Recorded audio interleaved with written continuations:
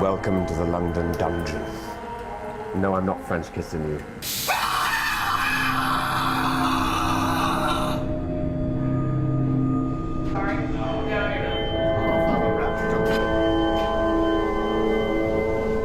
This year, the London Dungeon celebrates its 35th birthday. It's 11 years since I was here last, and I'm interested in seeing how it's changed. Bring out your dead! Some people believe that sucking the pus out of other people's pus in boils is a good cure for the plague. I've got them if you want some. Or you could try bathing in your own urine like he did. Ooh. They're big on smells here, and as you walk around, the smells are constantly changing, everything from festering puke to stale urine. Nice.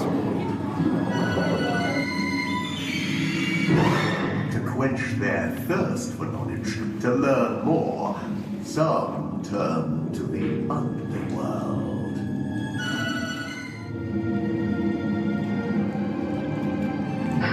Relieve the excruciating pain.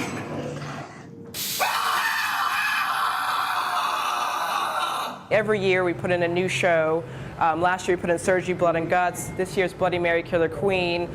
We always do that because we have a lot of repeat visitors, and we always want to give them something, a new reason to visit. Here in Whitechapel of 1888, murders have been committed in the most fairest of ways. Jack, the Ripper. Stand up front!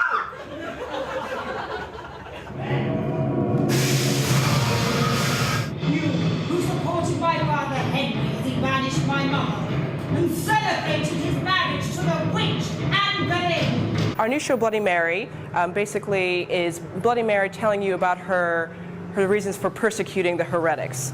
During her reign, she killed over 300 people in 5 years, which is far more than her infamous father Henry VIII did in his 30-year reign. We thought it was time to bring a stronger female character to the dungeon to balance off Jack the Ripper. I will prove myself for you. I shall cleanse this country of heretics. The time is now. The rebels must pay for their sins. The flames of heresy! Here's an interesting fact. Mary Tudor actually inspired one of our most famous nursery rhymes. Mary, Mary, quite contrary, how does your garden grow? For garden read graveyard, with silver bells and cockle shells, a rather quaint reference to some of the more common torture devices of the mid-16th century. And all pretty maids in a row, all her victims.